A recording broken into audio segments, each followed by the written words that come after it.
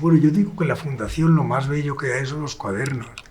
Yo creo que lo más importante, porque en el cuaderno solamente hay lo que está representado, sino hay que es parte de ese día.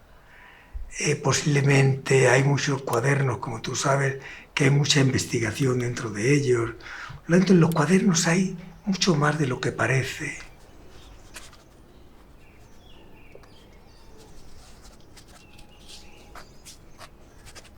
Bueno, mi vida, y si no hubiese viajado, yo sería la 10ª parte de lo que soy. He tenido la suerte de que además en muchísimos años yo he estado viajando 4 meses en Italia y 4 meses en España. Ha sido una maravilla, porque también es bonito el hecho de haber vivido en un pueblo como Blanca, al cual yo nunca he perdido la mano aquí, y por otra parte en una ciudad como Roma.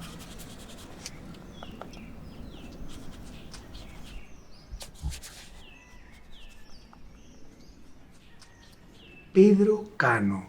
Pedro es una piedra y Cano es blanco. Pero lo que ocurre es que al opuesto, porque piedra sí, pero de blanca. Peña, la peña negra, la cosa... Uf. Hay una historia con esto del nombre que después cuando me di cuenta digo, coño, parece que me han ido a parir al sitio que tenía que venir. Yo naturalmente estuve muy cerca de hacer cosas abstractas, porque yo he investigado mucho el ruido, aunque no lo parezca. Pero yo decía siempre que si mi cuadro, mi madre no me lo entendía, a mí no me servía. Para mí era muy importante que mi madre pudiera gozar de lo que yo hacía.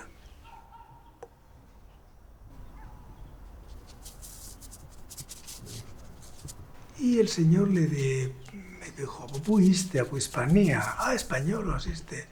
Y a ti, la selenica. Hablamos un poco y me dice la señora, ¿no la ha sacado el pintor a zoógrafos? Grafos es el que araña la vida. Y zo es vida, zoógrafos. Qué bonito nombre en griego. El que dibuja la vida, el que la araña, que la señala.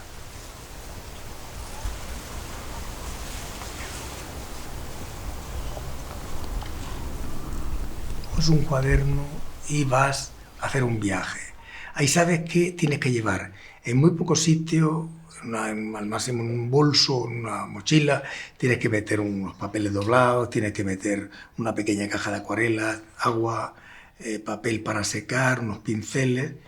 Y la relación que tienes con los lugares que visitas, yo creo que es un momento para mí mágico. Me encanta eso porque es tener la conciencia de saber que tú igual no vas a volver a ese lugar.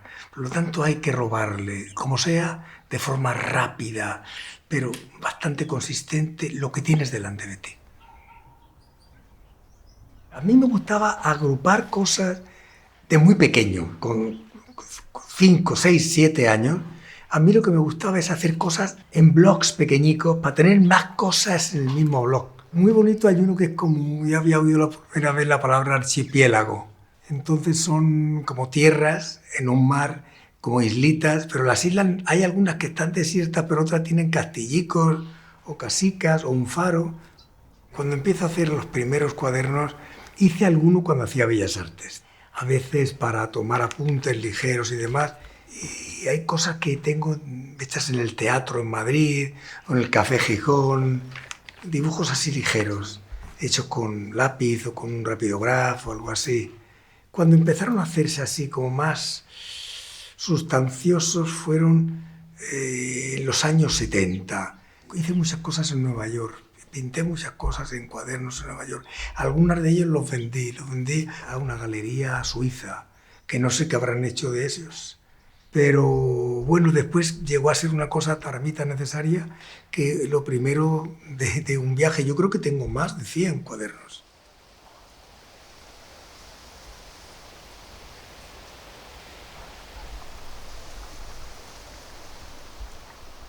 Voy a contarte primero por qué viajo, cuál ha sido el origen del viaje. Bueno, yo creo que esta especie de espíritu nómada te lo dan a veces los genes. Y mis dos abuelos eran absolutamente dos personas que se han movido mucho.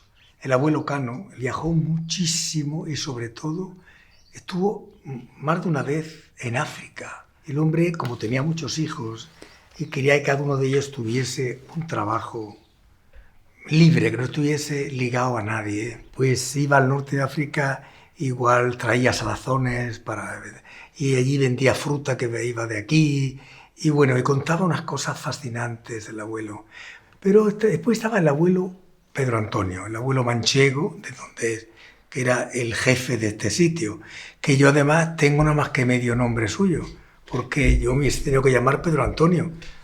Yo de mayor a mi madre dije, madre, pero qué poca vergüenza haberme quitado medio. Su padre prácticamente, el abuelo, le disgustó mucho porque dije, pero qué lástima el zagal, el nombre de Pedro solo, si ya...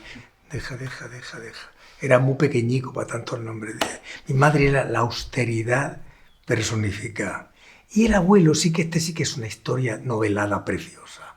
Él nació en un pequeño pueblo de la provincia de Albacete que se llama Alatoz. Bueno, pues el abuelo vino aquí con 24, 25 años solo, llevando de la mano a una niña, porque era viudo, una niña de pocos años, María, y una mujer de la huerta, que iba a ser mi abuela, le decía, señor pastor, deja aquí la niña con nosotras. Eran 3 o 4 hermanas que vivían en Búlila, en una de las pedanías de aquí del pueblo.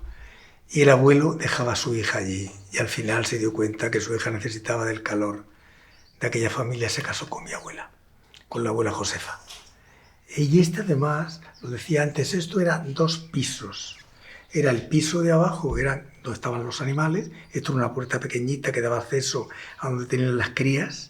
Ahí estaban todas las cosas chiquiticas. Lo tiramos abajo el suelo y lo levantamos por menos de 1 metro. Y lo que hacían muy bonito es que ya sabían de un año para otro, sabían las lunas, las cosas que debía que hacer. Y el abuelo dejaba ya preparado dónde iba a dormir, para dormir él, su hija y los animales. Y daban el cambio, a cambio de la dormida daban la leche de todo el rebaño para que ellos hicieran queso. ¿Te imaginas cosas más bonitas? Yo recuerdo una cosa preciosa en una isla griega, en Esquiazos, cuando todavía no era tan conocida. Un señor pasó por la calle y me dijo, qué bonito trabajo está haciendo usted, lo vendería. Digo, bueno, estoy de viaje, si me gano algún dinero no estaría mal. Te estoy hablando de hace 49 años, 50 años. Y me dijo, venga usted con su carpeta de dibujos, venga esta noche, me dio la dirección. Y digo, tengo que ir a cambiar. Me dice, no, venga usted como está. Yo con un pantalón corto y una camiseta de tirante que estaba pintando. Y llegué y había una cena maravillosa, con una gente estupenda, con velas. Y me acuerdo que el señor me enseñó mis dibujos y una señora danesa compró una acuarela mía grande. Y me acuerdo que con aquel dinero me fui a Athos, me fui al monte Athos, seguí mi camino.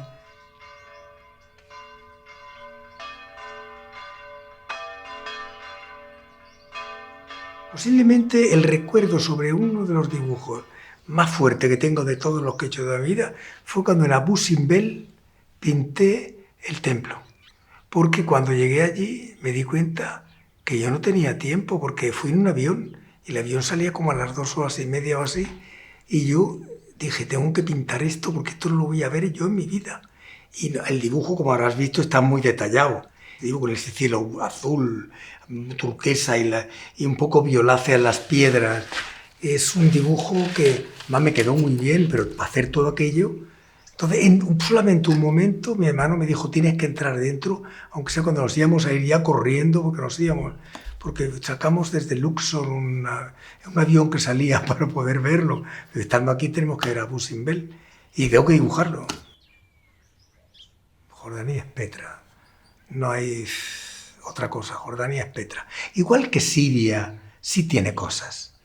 No sé, Apamea, tiene Palmira, tiene Damasco, tiene un embrujo especial, es un alimento grande que tiene. Y lo otro es, porque Amán es una ciudad que no tiene ningún interés, muy poco. Lo bonito es cuando llegas a Petra y ves lo que es aquello y además saber que es una ciudad que la han encontrado hace no tantísimo, menos de 100 años. Encontrar aquello lo que debió ser, la gente se quedó alucinada.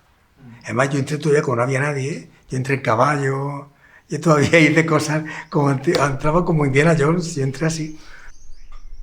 Bueno, Libia fue uno de los sitios más complicados para ir. Voy a contarte un poco, porque cuando yo estaba interesado en ir a Libia, porque ya hace años que un arquitecto, amigo mío, que se llama Roberto Einaudi, nieto de los Einaudi, había estado y me dijo: Pedro, tienes que ir a Libia, hay unos teatros romanos. Yo tenía guías y tal, leía. Además hay uno que se llama Polonia, que es precioso. Las playas sublimes, sin nadie bañándose. Lo que sigue, muy racistas los que están bien situados con la gente del lugar. Por ejemplo, a mí me gustaba que viniera nuestro chofer que nos había llevado, un chico joven, que viniera a comer con nosotros. Pues si era un sitio como así mejor, decían que no podía estar allí comiendo. Decía: pero perdone, ¿por qué? Entonces no te daban una razón, pero el muchacho mismo decía: no, yo me voy, ya comí una pizza y sigo corriendo. Cosas muy desagradables. De todos modos, un país visivamente maravilloso, con una herencia de Roma y de Grecia increíble. Bueno, Marruecos es no nos damos cuenta los españoles el lujazo que es tener todo el exotismo que puedan tener casi la India, casi al lado de la casa. Porque Marruecos es una exageración de belleza ahí metido, que lo tenemos cruzando un charco. Para mí, te diré, además, siempre que voy a Marruecos yo estoy muy bien, porque a mí todo el mundo se dirige en árabe. Yo sé hablar árabe, 4 palabras, pero que me vienen muy bien para salir de situaciones que no me interesan. Y el último viaje de todo a Marruecos fue precioso, porque estuve con un grupo de pintores amigos míos y fue un viaje maravilloso, maravilloso. Porque yo al principio conocía pues las cosas más así, como Marrakech, Fez, pero después vas conociendo cosas como cuando conocí Essaouira, lo que es esa ciudad al lado del mar, donde se oye el océano del Atlántico, ahí pues está como que está maltratando la muralla de la ciudad todo el día, donde hay unas historias, encuentras cosas en ese sitio que normalmente en Marruecos no las encuentras, sobre todo porque está en el mar, y ahí hay cosas que pasan que vienen a través del mar, aunque sean marroquíes. Mira, nunca mi madre, fíjate, nunca me dijo: no hagas eso, no. Y fue curioso. Mi mujer y yo hicimos un viaje maravilloso en Latinoamérica. Viajamos un año en Latinoamérica, de México a Brasil. La relación que teníamos con Italia y con España era a través de las cartas. Teníamos listas de correos en todas las ciudades e íbamos allí a ver qué es lo que había llegado. En las cartas que mandaban a mi mujer, siempre mandaban diciendo: ¡ay, Navidad, qué va a ser! ¿Dónde lo vais a pasar? ¡Qué tragedia! ¿Por qué no volvéis? Y mi mujer dijo: ¡ay, madre mía! ¿Por qué no volvemos? En realidad ya estamos aquí, hemos llegado a Colombia. ¿Pero qué? ¿Por qué teníamos que volver? Ya hemos hecho México, Guatemala, Ecuador. Yo dije: mira, si tú quieres volver, vuelve, pues yo no quiero volver. Porque esto es una cosa que se hace una vez en la vida y que es tan complicado. Mi madre nunca escribió una carta diciendo: ¿por qué no vuelves? Al contrario, no me contó nunca ningún problema de los que habían pasado, no, una preciosidad de cosas.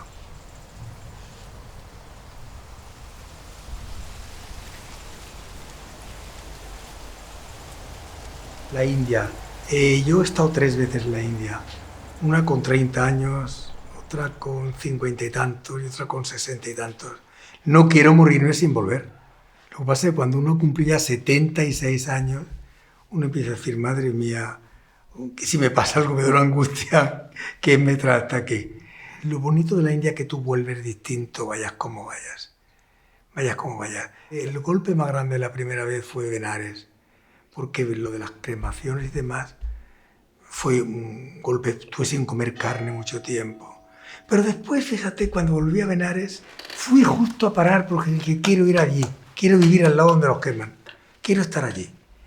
También es verdad que la India o la odias, la detestas o la amas. Y yo la amo encarecidamente. A mí me gusta con todos los problemas, con los follones, con la gente. Me gusta que vas a la estación de Bombay, a Victoria Station, y tú cuando llega un tren y estás ahí con tu hermano y después cuando lo pierdes no sabes dónde está, porque es tanta la gente que llega que no sabes dónde se ha ido y estaba al lado de él, el follón que se crea. Me gusta la comida india. Y además comida en cualquier sitio, porque ya me entero, sé lo que dicen, lo que quiero comer y lo busco. Cuando vamos a la India, que ahí siempre nos llevamos una chaqueta blanca, un traje blanco. Aunque esté muy viejo y muy estropeado, los metemos, ahí no sirve. Porque en la India ir vestido de blanco está muy bien. Y además ellos van siempre de blanco, aunque sea con una especie de pareo, con una camiseta. Y estábamos en un bonito hotel y un día estaban arreglando mucho el hotel. Y ¿qué pasa? Dice que se casa la hija de un ministro. Entonces estábamos vistiéndonos nosotros para ir a cenar y dijimos, ¿por qué no bajamos antes a ver lo que hay en la boda esta? Porque vimos mucho movimiento. Claro, nadie nos preguntó si éramos de la parte del novio o de la novia. Nos dimos un cenón. Todo vegetariano, ¿eh? No había nada de carne, pero unas cosas de patatas, de verduras, de cosas fritas maravillosas, todo. Unos helados que habían hecho, que era una cosa maravillosa. La India es una sorpresa continua. Bueno, el Yemen es un sitio que yo no volvería. Ahí fue donde salimos, fuimos a un sitio y salimos a pedra limpia. Allí, claro, somos todos infieles, no se ve enseguida, no es como otro sitio como Marruecos, que todo... Además, los niños allí van todos con un puñal, que es un puñal que le ponen en la pubertad, tienes que morirte con el puñal, hasta la muerte tienes que llevarlo. Hay historias maravillosas. En el Yemen pasaron otras cosas. Cuando yo estaba en Sadak, que es otra ciudad al norte, donde hacen esas casas que en vez de ser, porque las de Sanaa son preciosas con los dibujos y demás, pero estas son como si fueran con jornadas de trabajo. Hacen un empaste también ellos y se pasan con unas canciones que hacen unos a otros, se pasan una bola y ellos lo van poniendo y hacen cada día una cosa como de 50 centímetros. Y bueno, es fascinante. Los críos muy interesados por lo que hace, porque saben, no, la lectura del arte no existe, no hay pintura. Entonces yo creo que está haciendo un dibujo, pero vienen los críos y los críos me decían, te falta una ventana, porque yo había hecho 4 ventanas y había 5. Cosas de esas.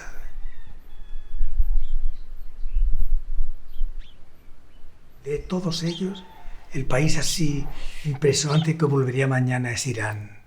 Irán es un país fascinante, porque lo bonito de Irán es esa especie de pozo que ellos tienen, clásico, pero clásico a través de los persas. Una educación maravillosa, aunque allí naturalmente Jomeini, sabes que quería quitar Persépolis, quería destrozarla.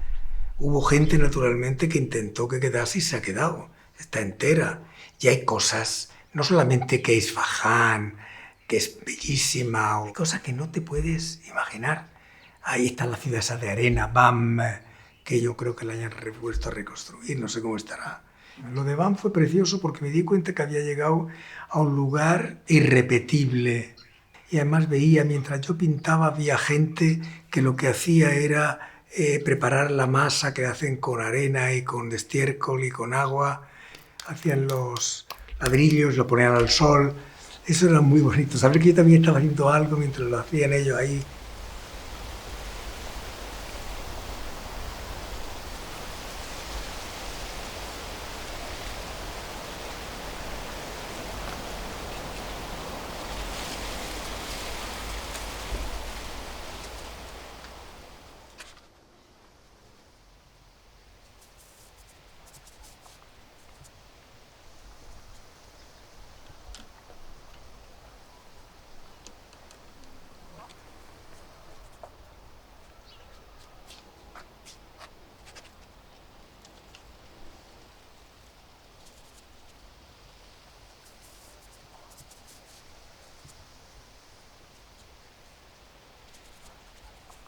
Ayer vi una película que me dejó impresionado.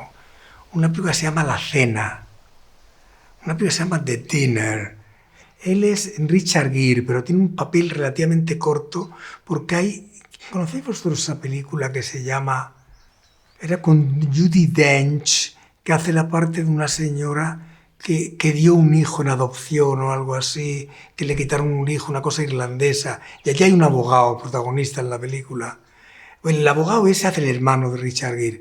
La historia es, Richard Gere es un tío muy potente, muy rico, más que rico, político importante, casado con una tipa que lo hace Vicky Cristina Barcelona, la morena, con un corte de pelo especial, una mujer muy dura, estaba muy bien, y Laura Linney hace la mujer del hermano.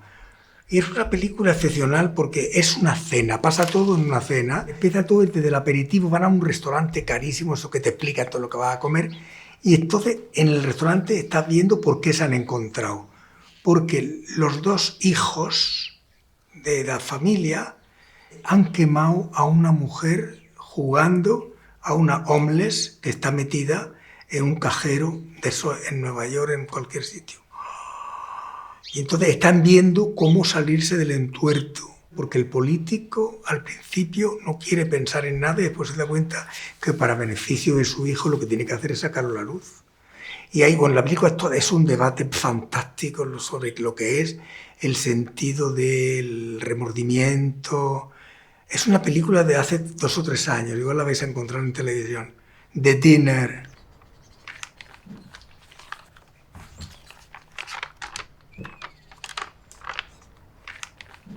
Yo llego a Matera por casualidad.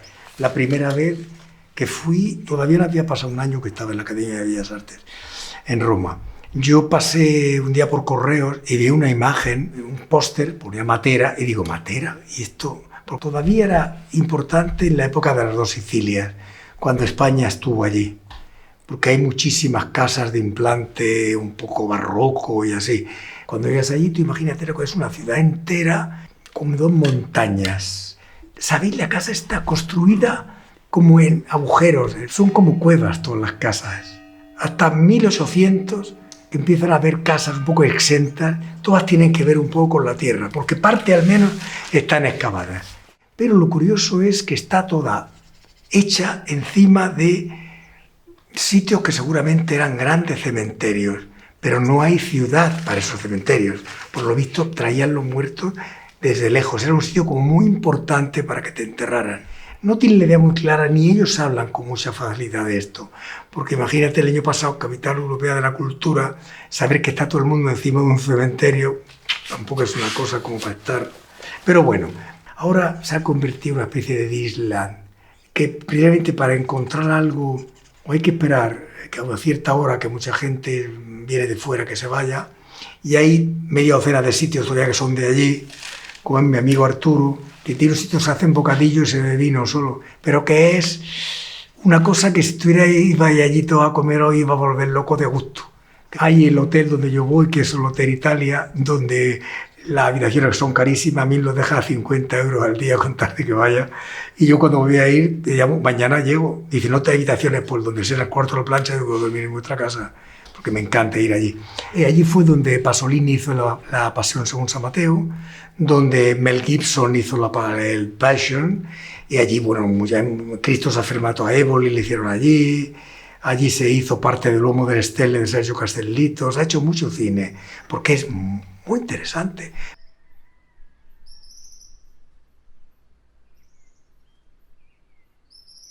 No creo que haya un sitio en el mundo donde se sienta lo que sienta en Patmos, que tú ya no estás aquí, que estás en otro sitio, donde hay una dimensión como circular, que igual me da estar ahora, que esta mañana, que esta tarde. Hay como un tiempo en el cual tú estás dentro inyectado y se sientes feliz. Hay una cosa allí tremenda. Puedes comprender cómo está en la isla y cómo debió ser, como estuvo San Juan, porque el invierno allí, solamente ver cómo están los árboles, que están con unos problemas de mirando al mar o mirando a otros sitios según el viento. Y es un sitio al límite, pero maravilloso. Yo conocía gente en el monasterio y me dijo un fraile, vamos a bajar un pope a hacer unos responsos, ¿quiere venir con nosotros? Sí, sí. Me fui al monasterio de las monjas, precisamente, entraron en una habitación donde había una pared entera llena como de cajas de zapatos, pero de cartón, pintadas de colores muy violentos, como azul turquesa, o marrón, o verde prado muy fuerte, color naranja, y con unas letras hechas con pincel gordo así, F, M, R. Y yo, bueno, la gente le rezó allí. Cuando salimos le pregunté, pues, ¿qué es lo que había dentro de las cajas? Dice que no lo sabes, no, las cabezas de los muertos. Dice, sí, porque después de 5 o 10 años, no sé decir la verdad, los muertos los sacan, se guarda solo la cabeza que se pone allí y el resto se pone en un osario, van todos los osos, para que la diferenciación de los seres humanos en la cabeza. Patmos es muchas cosas. Una de las playas más bonitas del mundo, que se llama Psiliamo. Ahora han puesto un barquito durante el verano, pero yo estaba o solo o con mi hermano, hemos ido andando por los montes casi un par de horas por unos montes tremendos, encontrando ganado, y llegar allí y quedarte en pelotas porque no hay nadie, está el mar solo para ti. Una preciosidad de sitio. Ahora hay gente porque ha llegado, el turismo llega con todas las cosas, pero de todos modos te diré que es un sitio especial. Hay dos ahijadas mías que tienen un cuaderno mío desde que nacieron y que de vez en cuando le pinto una cosa. Hay una de ellas que tiene muchas cosas con los biberones que tomaba la niña, cosas de este tipo. Ahora ya tiene casi 30 años y vive en Inglaterra, pero creo que aún le toca hacerle un dibujo en el cuaderno. Le he hecho uno en Moscú, le he hecho una en Turquía, le he hecho en un montón de sitios porque ha estado era hija de un embajador. La otra es de aquí, de Abraham, y entonces desde cuando le he pintado Abraham, le he pintado Blanca, le he pintado una rosa, le he pintado las uvas, le he pintado un limón, le he pintado las cosas de aquí.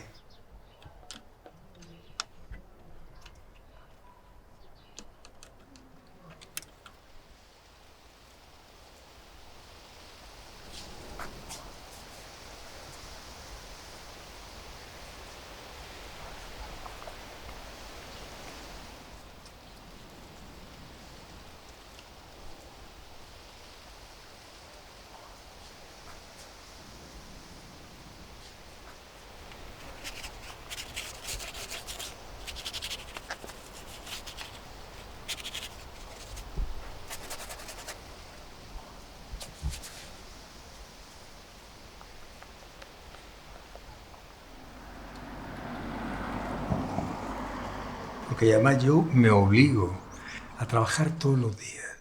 Desde hace mucho tiempo, posiblemente por mis orígenes, porque en mi familia hemos sido comerciantes, hemos vendido pescado. Y creo que es muy, muy importante tener un ritmo, porque además el contacto con lo que estás haciendo es lo que en realidad al final te ayuda a que la inspiración, esa especie de cosa tan maravillosa, te llegue. Yo creo que muchas veces clavando púas, preparando una tela o limpiando, realizando las cosas del estudio, te vienen las mejores ideas para cosas que tienes que hacer. Cuando terminé la mili ya había ingresado en Bellas Artes. Yo cuando estaba haciendo el examen estaba muy asustado porque además había gente que dice, ¿tú te presentas la primera vez, Cano? Digo, yo sí. Dice, uy, yo llevo 12 veces presentándome. Y decía, bueno, yo 12 veces no puedo porque mi gente, ¿cómo va a mandar mi gente perra? Entonces, y digo, ¿cómo voy a hacer esto? Yo tenía que apretar y lo saqué a la primera. No estaba muy bien el dibujo, es bonito, pero después sí aprendí. Yo todavía soy de los que hicieron Bellas Artes, cuando Bellas Artes era una serie de grandes estudios donde eran como unos talleres. Es verdad que había clases como de anatomía o de historia del arte, pero estaba muy relacionado todo con algo mucho más físico. El hecho de saber pintar bien un desnudo, saber componer bien un trabajo, eso yo creo que es esencial para la vida de un pintor. Y yo me acuerdo que en los primeros periodos de Roma, recién casado, mi familia me mandaba todos los meses un pequeño cheque para que pudiésemos afrontar las cosas más necesarias. Pagamos muy poco de alquiler, pagamos el equivalente de 13 o 14 euros de hora de alquiler en una casa preciosa en el lago de Bracciano, con un estudio pentagonal más grande que este espacio, que había sido la habitación donde dormía un obispo dentro de un palacio antiguo, con un techo afrescado y demás. Y fue bonito, porque desde allí hice una exposición en Beirut antes de la guerra, hice las primeras cosas en Roma, expuse en Milán. La verdad es que... Pero bueno, eso de la... Me acostumbré muy pronto a la historia de la precariedad. Yo veía, por otra parte, que mis compañeros de Bellas Artes habían terminado ya la carrera, ya estaban dando clases, algunos de ellos en institutos, otros en la facultad en Madrid, todavía Escuela de Bellas Artes, y yo estaba por ahí todavía rodando, pero al final me da cuenta que si hubiese estado sujeto a unos órdenes no hubiese podido hacer lo que he hecho. el hecho de poder decidir todas las mañanas qué quiero hacer con mi vida. Cuando llegaban los primeros días del buen tiempo, decidíamos dónde estábamos, nos íbamos a ir a otro sitio. Decíamos, en vez de quedarnos en Roma, que en febrero hace frío, o sea, la casa del pueblo no tenía calefacción, no tenía nada, en vez de estar aquí al frío, con ese dinero cogemos y nos vamos a Sicilia, o nos vamos a Córcega, o nos vamos a la Puglia, o incluso a Grecia, y vamos a vivir allí. Y cuando volvamos ya es primavera aquí, ya va a estar todo. Y estas cosas no las hubiese nunca podido hacer si hubiera tenido que estar el martes por la mañana, tienes que dar una clase. Luego en la academia me había dado un pie muy bueno. Imagínate estar en el Gianicolo, conocí mucha gente, aprendí italiano, conocí la que iba a ser mi mujer. Hicimos cosas importantes. La academia para mí fue un trampolín perfecto, porque sin aquellos 3 años yo no hubiese podido, sobre todo, sostenerme, porque al principio es como cuando haces un muñeco, tienes que darle una base. Llegar yo a la Academia de España, un sitio por donde había pasado tanta gente y donde era muy prestigioso llegar allí, me acuerdo que además yo llegué en los años 60, el 69, y por una parte era el prestigio de esa España que además uno de los patios contenía dentro del patio el Tempietto de Bramante, nada menos. Pero por otra parte, el Mayo francés significó mucho en toda Europa y yo estaba yéndolo desde Roma. Entonces lo que fueron el teatro experimental, que yo trabajé allí con un grupo que se llama Nino de Tolis, estuve trabajando y llamé a muchas puertas de mucha gente, me abrieron toda la gente, todas las personas que me interesaron, todos los pintores que a mí me gustaban allí, yo iba e intentaba presentarme, decirme, estoy en la Academia de España, me encantaría. La Academia de España daba mucho pie. Por cierto, tengo una anécdota maravillosa y es que en una galería muy importante de Roma me dijeron que llevase un cuadro muy grande. Como no tenía, estaba lejos de la Academia, le pedí al mayordomo de la Academia que tenía coche, por favor, Gaspare, ¿me puede usted llevar? Y me llevó el señor enseñé este cuadro, lo dejé allí. Y cuando fui a ver qué me decían del cuadro, me dijo, mire, es un cuadro maravilloso, pero tiene un problema. Que, dice, se nota que está proyectado, que tiene usted un proyector que dibuja. Digo, mire, no sé, la cosa que más me gusta de lo que me está diciendo, no, porque yo no sé ni eso lo que es, porque yo he dibujado siempre a mano, porque lo que he tenido ha sido la suerte de hacer Bellas Artes cuando todavía te enseñaban muy bien a dibujar. Hay una canción, se llama Una ciudad para cantar, una città per cantare, creo que es una composición americana, que hay una frase muy bonita, que dice que cuando uno está de viaje, en una tournée de los que cantan, llaman a las casas para decir, hablamos de los aplausos, pero nunca hablamos de las veces que nos han silbado, que también ha habido. Me fascina el teatro porque además es un compendio de muchas cosas y sobre todo porque tiene una cosa absolutamente mágica y es que el teatro es irrepetible. Me di cuenta de lo que era el efímero del teatro en la isla griega de Patmos, en un Viernes Santo era. Hay una procesión que hacían en un monasterio de unas monjas. Pues cuando terminó la función religiosa, lo más bonito de todo fue que cogieron el Cristo, le quitaron las flores, lo doblaron y lo metieron en un cajón. Me pareció que fue un momento mágico, que es lo que hacen los actores, lo que hace el mundo del teatro, que al final el papel ya lo has hecho, se representará después en otro momento. Eso es de una emoción tremenda. Más lo bonito del teatro es que no puedes, cuando estás encima de la escena mientras lo estás haciendo, no puedes retocar nada. Esto lo hubiera hecho, no te equivocas, tienes que seguir adelante. Esa cosa del efímero, del estar ahí presente, yo creo que es la más arcaica y la más bella de la forma de arte, por eso. Pero bueno, la acuarela, si te sale mal, como estás solo la puedes romper. Yo no lo hago nunca. Es raro además que yo corte una hoja de... He cortado a veces. He cortado para agradecer un gesto bonito, no la que yo había pintado, sino he pintado otra cosa para otra persona. Dice, te voy a hacer una cosa porque me regalan un café igual, o me dan un dulce. Me parecía normal hacer eso. Pero ves, lo que volviendo a lo del teatro experimental, después ya nunca fue el teatro igual. ¿Cómo vamos a pensar que todo lo que ha pasado en el siglo pasado, sobre todo en la segunda mitad del siglo pasado, no lo vamos a aceptar y meter, englobar en nuestro trabajo? Yo cuando pinto lo que sea hoy, sé lo que ha pasado tanto en la publicidad, en la pintura, en el teatro, en el cine, en todo. Y lo que yo pinto, yo creo que al final lo que tiene son olores de cosas que hace 200 años, hace 100 años no se podían hacer.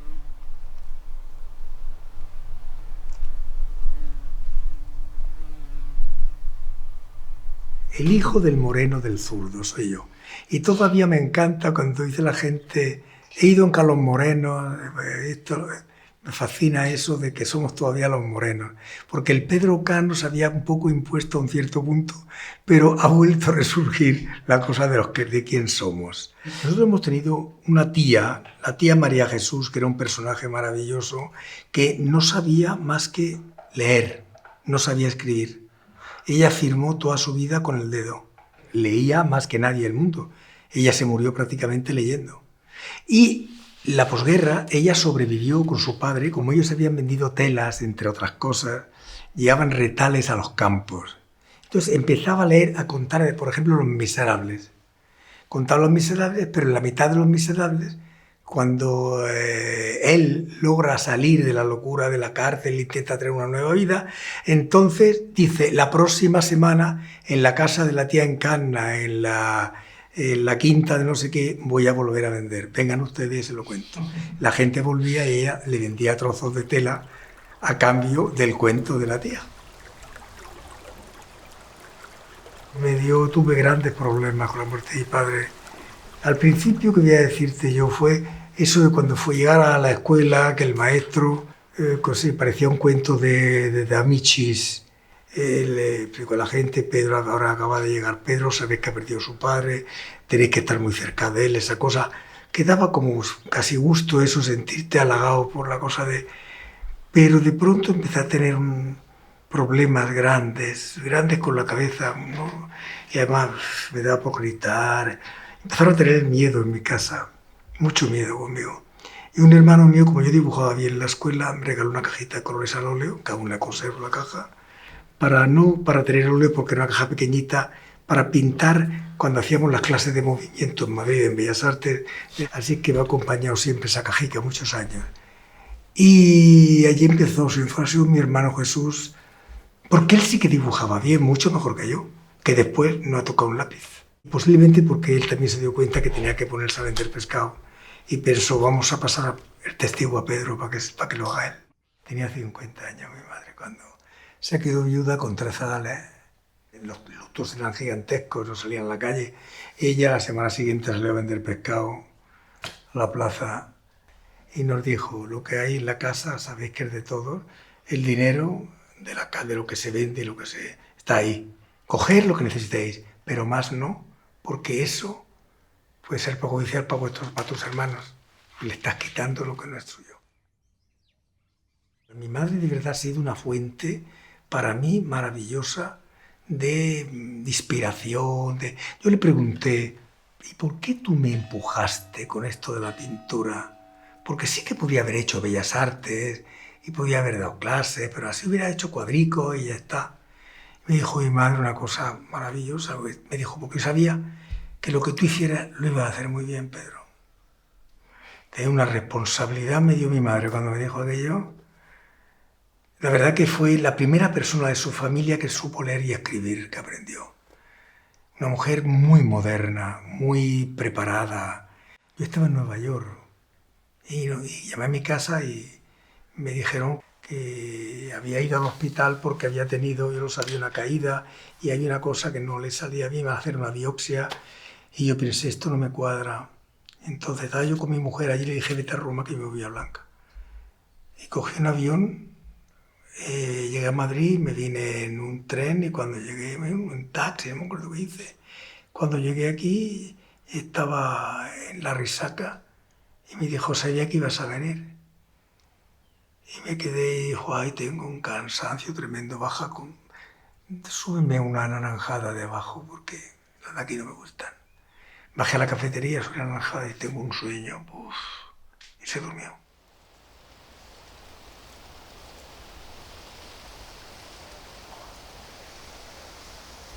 Bueno, esa ha sido una historia de la cual no me he recuperado todavía. Porque Pepe fue no solo mi hermano mayor, sino fue mi padre también, porque él tenía 18 cuando yo tenía 12. Entonces, claro, fue la persona que además decidió volcar toda su vida hasta hacia nuestras necesidades. Me acuerdo de Pepe de ir, cuando venía mucho pescado, él cogía una caja de pescado, la metía encima de una bicicleta e iba al campo a venderla para que no se estropease. Y en el campo venía a veces con higos secos, venía con 2 pollos, venía con 2 docenas de huevos, cosas que le habían dado a cambio. Pepe fue una persona, y además de verdad, con detalles profundamente cercanos. La última exposición, fíjate, la de 7, la dediqué a mis hermanos, lo puse por haberme ayudado a llegar hasta aquí. Porque en realidad, si no hubiera sido por mis hermanos, yo no hubiera podido hacer nada. Y además nunca tenía el problema de cuando la gente se va. Yo volvía y encontraba las cosas en el mismo lugar, todo estaba igual. Para mí lo bonito era saber que volvía y estaba todo. Y ahora cuando vuelvo ya no está todo. ¿Sabes lo que sí me gustaría? No perder nunca la ilusión de pintar lo que sea. Le digo que ayer por la mañana me bajé estas historias, las puse así, tiré de algunas unos hilos para que estuvieran más enderezadas y me puse a pintar, sin ningún tipo de darle más concepto de lo que es el placer de la pintura, que tampoco sería una mala idea, este hecho de volver a pintar lo que uno quiere. Porque a veces, como cuando vas a un restaurante muy importante y tienen que empezar a decirte que la sal rosa de Madagascar que está sobre el melocotón deshidratado que ha venido de los campos de no sé dónde, le van a dar a la arengue. Yo digo, está como está, yo voy a probarlo, déjeme que lo pruebe, no me martirice. Eso, y el conceptualizar demasiado las cosas al final, muy pesado. Fíjate lo bonito que debió ser cuando la gente le decía, pínteme usted aquí lo que quiera en esta habitación porque voy a vivir dentro. Entonces la gente ni firmaba los cuadros, ni decía nada de las paredes, y hay cosas tan maravillosas. Llegas a Italia, cantidad de conventos, de cantidad de iglesias, donde todavía no hay nombres. El románico, no sabemos quién era la gente que ha pintado todo aquello, por no parar de Altamira, ¿quién hizo aquello? Pero esa necesidad de hacer lo que quieras. Después la gente vendrá y le colocará etiquetas y cosas y demás. Pero es muy bonito, la cosa primaria de pintar. Más lo hacen los niños con una gran alegría y que después querrán a un cierto punto le cortan las alas y dejan de hacerlo. Nuestra idea es lo que quede de lo nuestro, es todo para la fundación. Por lo tanto, la fundación nos lo van a gestionar mejor que nadie. Por ejemplo, el sitio donde estamos, ¿no? Que puede ser precioso para dar unas becas y que venga una persona 6 meses a trabajar aquí, sea actor, escritor, pintor, podría ser una idea preciosa. Primero, que mirase mucho todo lo que hay a su alrededor, pero que mirase sobre todo lo que hace él, que se informase, que se instruyese, que viajase. Tienes que irte lejos para pelearte con el mundo y después volver a contárselo a tu gente. Pero sobre todo, que para llegar a tener, que eso es importante, para llegar a tener un estilo propio, lo más importante es repetir insaciablemente el mismo sujeto. Es importante que vayas a ver cómo lo has hecho tú y cómo ha ido cambiando esto. Aunque estamos todos llenos de cosas que nos han llegado de otros. Somos la herencia de muchas más cosas. Pero lo que no puede ser ir a copiar lo que ha hecho otra persona y pasarlo por tuyo. Eso es peligrosísimo.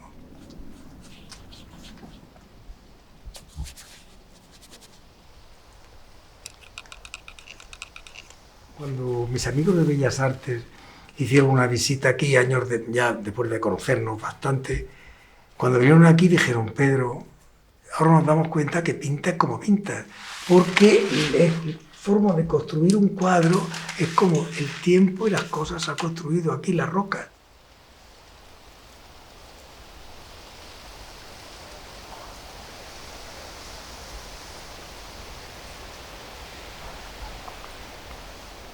Que vivir el momento que vivimos. Para mí, lo más hermoso del mundo en este momento es estar aquí con vosotros haciendo esto. No me importa lo que vaya a ser mañana, después, qué va a pasar, es esto. Y hay que hacerlo lo mejor posible.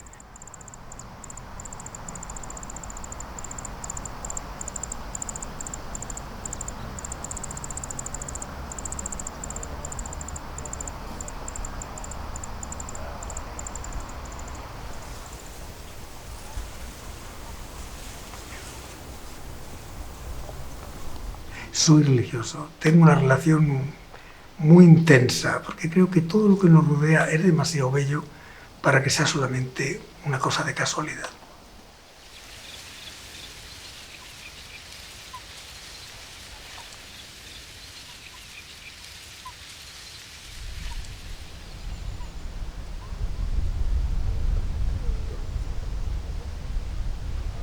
La vida es como una alfombra donde hay unas tramas. Hay que pasar los hilos, pero hay que pasarlos con rapidez y con entusiasmo, por decir algo, porque sabemos que en cualquier momento se va a cortar ese hilo, no vas a poder hacerlo. Y lo bueno que lo que dejes en esa especie de dibujo que estás tejiendo, que tenga sentido, que haya sentido a tu vida.